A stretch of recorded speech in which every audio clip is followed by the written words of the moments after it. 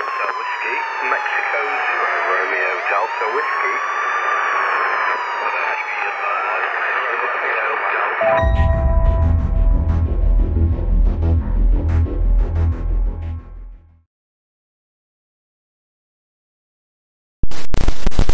Ang kwento na tatalakayin natin ngayon ay nangyari sa Australia noong 2016. Nilisan niya ang China upang tuparin ang pangarap na makatungtong sa Australia. Si Meng Meng Lei, o mas kilala sa pangalang Michelle Leng, ay ipinanganak noong January 29, 1991 sa Chengdu, Sichuan, China. Si Michelle ay lumaking mabait, matino at marespetong babae. Sobrang malapit siya sa kanyang mga magulang, kaya nang mamatay ang kanyang ama sa lindol, nahirapan siyang tanggapin ito. Matataas ang kanyang mga grado sa eskwela at pangarap niyang makapag-migrate sa Australia. Ang kanyang ina na si Mei Zhang ay sinuportahan ang kagustuhan niya na mag-aral sa Australia dahil iniisip niya na magiging mas maganda ang kinabukasan ni Michelle pag dun siya makapag-aral at makapagtapos. Taong 2011 na matanggap bilang estudyante si Michelle sa University of Technology sa Sydney. Dito ay uumpisahan na niya makamit ang kanyang mga pangarap na makapag-aral at manirahan sa Australia. Ang tiyahin ni Michelle na kapatid ng kanyang ina na nakabase na sa Australia kasama ang kanyang anak ay nag-alok na patirahin siya sa kanyang apartment. 2012 nang ang kanyang tiyahin ay magpakasal kay Derek Barrett, isang unemployed IT professional na 20 taon na mas bata sa kanyang tiyahin na nung panahon na yon ay 44 years old na. Si Derek ay 3 taon lang ang tanda kay Michelle. Magmula nito ay magkakasama ng nanirahan sa isang bahay sa Campsie, New South Wales. Sina Michelle, ang pinsan niya, ang kanyang tiyahin at ang asawa nitong si Derek. Ang mga unang taon ni Michelle sa Australia ay naging maayos. Naging maganda ang kanyang mga grado sa university. Marami siyang naging mga kaibigan at nakakuha pa siya ng part-time job. Sa pagpasok ng taong 2016, ang tiyahin ni Michelle ay naging madalas na wala sa kanilang tahanan dahil ito ay nagtutungo sa siyudad ng Wollongong para sa trabaho. Buwan ng Abril, muling umalis para sa isang business trip ang tiyahin ni Michelle at nakatakdang bumalik ng April 24th. April 21, si Michelle na 25 years old noon ay lumabas kasama ang kanyang mga kaibigan. Bandang tanghali, siya ay sumakay ng bus mula sa kanyang paaralan papunta sa isang shopping mall sa downtown. Sa isang security camera ng mall, nakita mag-isa si Michelle na papanik sa escalator ng bandang 3 p.m. Sa isang footage naman, makikita na maayos na naglalakad ito at tila wala namang kakaiba sa kanya. At pagkatapos nito ay sumunod siyang nakita sa CCTV ng St. James Railway Station patungo sa Campsie Railway Station kung saan dumating siya dito ng 4:30 p.m. Ito na ang huling pagkakataon na makikitang buhay si Michelle Leng. Pero nagamit pa niya ang kanyang cellphone para makipag-usap sa kanyang mga kaibigan at pamilya hanggang hating gabi. Ang mga taong nakausap ni Michelle noon ay wala namang napansing hindi tama sa pakikipag-usap nila kay Michelle. Linggo, April 24, si Derek ay nagtungo sa Campsie Railway Station para sunduin ang kanyang asawa mula sa kanyang business trip. Itinanong ng tiyahin ni Michelle kung kamusta na ito at ang kanyang anak. Sumagot si Derek na 2 araw niya nang hindi nakikita si Michelle. Ayon dito, parati siyang nakababad sa harap ng computer at si Michelle naman ay parating lumalabas kasama ang kanyang mga kaibigan na napapadalas ang pagpunta sa mga club. At ang anak naman daw nito ay madalas mag-sleepover sa mga kaibigan kaya hindi niya rin ito madalas makita. Subalit ang totoong sitwasyon noon ay wala pang nakakakita kay Michelle mula noong April 22. Ang kanyang cellphone ay nakapatay. Isang bagay na nakapagtataka dahil araw-araw nakikipag-usap si Michelle sa kanyang mga pamilya na nasa China. Hindi rin nagbubukas ng kanyang social media account si Michelle na isang bagay na kakaiba. Pagdating nila sa bahay, chinek agad ng tiyahin ni Michelle ang kanyang kwarto para maghanap ng clue kung saan maaaring nagtungo si Michelle. Maayos ang kwarto ng dalaga. Ang lahat ng bagay ay nasa tamang lugar. Nakakapagtaka na basta na lang siyang umalis nang di nagsasabi kung saan siya pupunta. Kinabukasan ay nagtungo ang tiyahin ni Michelle at si Derek sa police station para mag-file ng missing persons report. Nagpasabi din sila sa Chinese Embassy ukol sa paglalaho ni Michelle. Sa police station, isinaad ni Derek ang huling beses na nakita niya si Michelle. Ang tiyahin naman ni Michelle ay sinabing kararating lamang niya galing sa isang business trip. At hindi nila mahanap si Michelle kahit saan. Ligid sa kanilang kaalaman, Si Michelle pala ay nahanap na bago pa sila magtungo sa pulisya at makapag-file ng report. Noong linggo ng April 24, sa ganap na alas 10 ng umaga, ilang tao ang tumawag sa police station para mag-report tungkol sa isang bangkay na palutang-lutang malapit sa Snapper Point blowhole na 80 miles ang layo sa Campsie. Noong araw din na iyon ay ilang Australian news outlet ang nag-report ukol sa pagkakadiskubre ng katawan ng isang babae sa blowhole sa New South Wales Central Coast na nakataob sa tubig. Just after 10:30 this morning, police were called to Snapper Point following reports a woman's body was found face down in a blowhole. Now, the Westpac rescue helicopter was sent to retrieve that body. Unfortunately, that woman couldn't be revived. She'd suffered a number of stab wounds to her neck. Now, the homicide squad is leading the investigation into this suspicious death. Police have no idea who this woman is, except for the fact that she's Asian. She's aged between 20 and 35. She has black shoulder-length hair, and she's yet to be formally identified. Pete, anybody who knows this woman or knows anything about this crime is urged to contact police. Isang post-mortem examination ang gagawin sa bangkay para malaman ang tunay na dahilan ng pagkamatay nito. Ang tagapagsalita ng rescue operations ay nagsabing hindi nila alam kung gaano nakatagal ito sa tubig at kung paano ito napunta doon. Sinabi ni Deputy Chief Inspector Gary Juveli ng Homicide Division na ire-review nila ang mga CCTV cameras para makatulong sa investigasyon. Dahil sa pagre-report ng tiyahin at ni Derek sa pulisya, chinek ng mga pulis kung si Michelle at ang babaeng natagpuan sa Central Coast ay iisa. Sa pagkadismaya ng lahat, napag-alaman na ang babaeng palutang-lutang sa Snapper Point blowhole ay si Michelle na nga. Ang mga pulis ay humihingi na ngayon ng tulong sa mga tao na kung meron silang alam sa mga pangyayari ay ipaalam ito agad sa kanila. Nang ang katawan ni Michelle ay mahango mula sa tubig, napansin ng mga investigador na may mga injury sa katawan ni Michelle na makapagsasabi na ang dalaga ay bayolenteng inasulto. Sa autopsy na isinagawa sa katawan niya, nakita ng medical examiner na may mahigit sa 30 saksak ang kanyang natamo. Meron ding mga defensive wounds na nakita na senyales na siya ay lumaban sa taong gumawa ng kalapastanganan sa kanya. Ilang araw matapos mapag-alaman ang pagkakapas lang kay Michelle, ang kanyang ina ay lumipad patungo sa Australia. Hindi pa rin makapaniwala ang ina ni Michelle sa sinapit ng anak.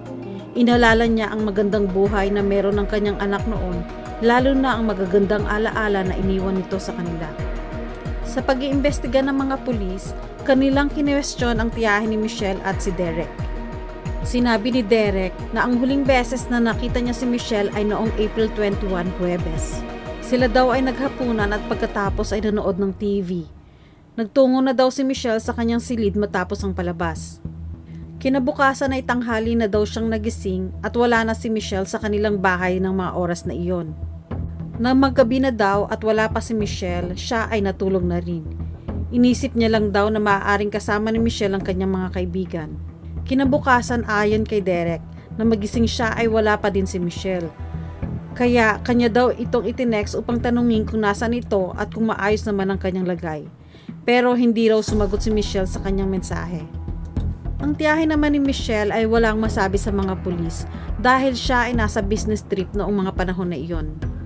Pero nabanggit niya sa mga pulis na chinek niya di umano ang Facebook ni Michelle sa laptop nito at doon ay nalaman niya na may idinedate si Michelle na isang Australiano. Dahil sa impormasyon na ito, isa sa mga naging anggulo ang posibilidad na sumama si Michelle sa lalaking nakilala niya online. Pero ang mas tinitignan ng mga investigador ngayon ay ang anggulo na si Derek ang huling tao na nakakita kay Michelle ng buhay. May pagdududa ang mga pulis ukol sa kwento ni Derek na tanghali na siyang nagising at nakaalis na ng bahay si Michelle. Ipinatawag nilang muli si Derek at inumpisahan nila itong tanungin ukol sa relasyon nito kay Michelle at ipinalahad nila dito ang huling beses ng pagkikita nila ng dalaga. Hindi pumayag si Derek na sagutin pa ang mga katanungan ng mga investigador at nagdemand na ito na kailangan niya ng abogado. Matapos nito ay inaresto na siya ng mga pulis dahil para sa kanila ay suspect na siya. Chinek ng mga investigador ang cellphone ni Derek at napag-alaman nila na ang signal ng kanyang telepono ay nagsasabing nagpunta siya sa lugar kung saan natagpuan ang bangkay ni Michelle noong April 24. Idinanay naman ni Derek na siya ay nagtungo sa snapper point. Pero ang mga pulis ay nakakuha ng camera footage ng sasakyan na tumutugma sa description ng kotse ni Derek na malapit sa snapper point noong umaga ng April 24. Pero dahil malabo ang footage, iginiit ni Derek na hindi niya ito kotse. Subalit nakakuha din ng malinaw na footage ang mga pulis na si Derek ay bumibili ng gas at inumin sa isang gasolinahan na malapit sa snapper point. Dahil hindi na ma-deny ito ni Derek, kaya sinabi niya sa mga pulis na madalas ay nagkakaproblema siya sa kanyang memorya, dahilan para hindi niya maalala ang ilang mga pangyayari. Ito daw ay dahil siya ay gumagamit ng ipinagbabawal na gamot. Kinumpiska ng mga otoridad ang cellphone ni Derek at ito ay ipinasuri sa mga eksperto para ma-recover nila ang mga data na nabura na. Ang mga nadiskubre nila sa telepono ni Derek ay nagpapatunay na hindi lamang siya involved sa pagpatay kay Michelle, kung hindi siya ay may pagnanasa rin dito. Bukod pa dito, nadiskubre din na hindi lamang kay Michelle may pagnanasa si Derek, kung hindi pati na din sa pinsan ni Michelle na anak ng asawa niya. Isang 15 minutes na video na nakuna noong September 2014 ang nagpapakita sa stepdaughter niya na naliligo sa banyo. Nag-setup si Derek ng hidden camera sa banyo para ma-video niya ang pagligo ng dalaga. Nakakita din ang mga investigador ng isang video na nagpapakita na si Derek ay pumasok sa kwarto ng stepdaughter niya habang ito ay tulog. Tumayo sa tabi ng kama nito at doon siya ay nagparaos. Ilang video din ni Michelle ang na-recover. Isa na dito ang 30 minutes kung saan makikitang naliligo si Michelle. Meron ding video na kung saan si Derek ay pinaparaos ang sarili habang siya ay nakatayo sa tabi ng kama ni Michelle at ang dalaga ay natutulog. Napag-alaman na noong hating gabi ng April 21, isinagawa ni Derek ang kanyang mga plano. Inatake niya si Michelle, itinali niya ito at nilagyan ng tape ang bibig para hindi makapag-ingay. Sa telepono ni Derek ay nakakita sila ng hubad na larawan ni Michelle. Nakahiga sa kama habang nakatali, nakita ang takot sa mukha. 17 larawan ni Michelle ang kanilang na-recover. At sa mga larawang ito ay makikita na wala pa ang mga injuries ni Michelle na nakita na matagpuan ang bangkay niya. Ang huling letrato ni Michelle na kinuna ni Derek ay sa bandang alas 8 ng umaga ng April 22. Buhay pa nito si Michelle. Sa parehong araw, mga alas 4 ng hapon, ang anak ng asawa ni Derek ay umuwi ng kanilang tahanan. Siya ay walang kamalay-malay na ang kanyang pinsan ay nakatali sa kwarto. Nang matanong ng mga investigador, sinabi niya na siya ay nanatili sa kanilang bahay ng 3 oras at pagkatapos ay muli siyang umalis. Sinabi niya na wala siyang narinig na paghihingi ng tulong o sigaw mula kay Michelle. Hindi naman alam ng mga otoridad kung nung mga oras na iyon ay buhay pa o patay na si Michelle. Ang sigurado lang ay nasa loob pa siya ng bahay nila noon. Binanggit niya din na sa 3 oras na nandun siya sa bahay nila, si Derek naman ay nasa banyo at nagsha-shower. April 23, nakuna ng CCTV camera si Derek na 4 na beses naglabas-masok ng kanilang bahay para magtapon ng basura. Malamang na nung mga panahon na ito ay patay na si Michelle kaya naglilinis na ng bahay si Derek. Sinabi ng tiyahin ni Michelle na nang siya ay makauwi, ang kanilang bahay ay sobrang linis. Pero di naman niya ito pinag-isipan ng kung ano. 3:19 AM, April 24, si Derek ay nagtungo sa snapper point. Sa daan, siya ay huminto sa isang gas station at doon nagpagas at bumili na rin ng mga inumin. Pagdating sa snapper point ay dinispatcha niya ang katawan ni Michelle. Bandang 11:30 AM, nakatanggap ang mga pulis ng tawag mula sa mga taong nakakita ng bangkay sa tubig sa snapper point. Samantala, si Derek ay dumiretso ng bumisita sa kanyang mga magulang na hindi naman nakakita ng kakaiba sa kanilang anak. Pagkatapos ay umuwi na siya sa kanilang bahay sa Campsie. Si Derek Barrett ay kinasuhan para sa 27 counts kasama na dito ang pagbihag, pagkulong at pagpatay kay Michelle Leng. Pati na din ang pag-videotape ng palihim kay Michelle at sa pinsan nito. Katulad ng ibang kriminal, si Derek ay nag-umpisang magkwento ng kanyang kabataan kung saan sinabi niya na siya ay parating nabubuli sa paaralan noon. Ito ay paraan niya para humingi ng awa sa mga tao at bigyang katwiran ang kanyang mga nagawa. Ang kanyang trial ay nag-umpisa noong October 2017.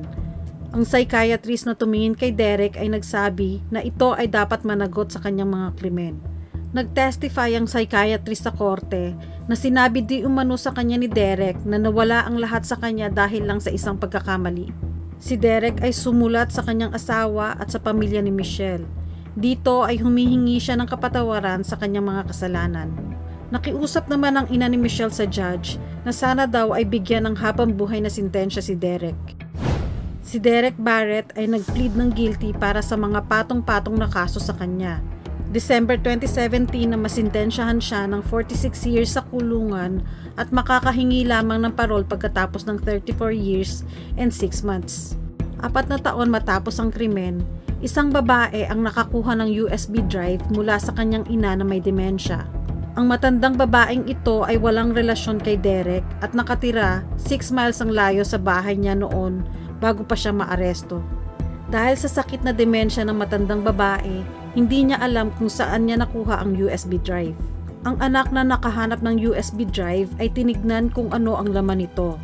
Nilagay niya sa kanyang computer at ganoon na lamang ang gulat niya sa kanyang nakita. Tumawag siya kaagad sa mga kapulisan. Napag-alaman na nag-set up ng 2 kamera si Derek sa kwarto ni Michelle para ma-video ang mga gagawin niya dito. Sa USB ay may nadiscubring 9 na videos na umabot ng 1 oras. Mag-uumpisa ang video sa pagpasok ni Derek sa kwarto ni Michelle kung saan makikita ang pagkagulat ng dalaga. Agad itinali ni Derek ang dalaga at nilagyan ng duct tape ang bibig at saka paulit-ulit na ni-rape. Makikita rin dito ang pagkuha ng litrato sa mukha at sa ari ni Michelle. Ang mga huling sandali ng pagmamakaawa ng dalaga ay napapalaob din sa video na ito. Ang footage ay kinuna noong April 22 at 23, 2016. Ang pagkakadiskubre ng bagong video ay agad na ipinaalam sa ina ni Michelle na siyang halos ikahimatay nito. March 2021, si Derek Barrett ay muling nasintensyahan ng karagdagang 20 years pa sa kulungan at siya ay maire-release lamang sa October 27, 2052.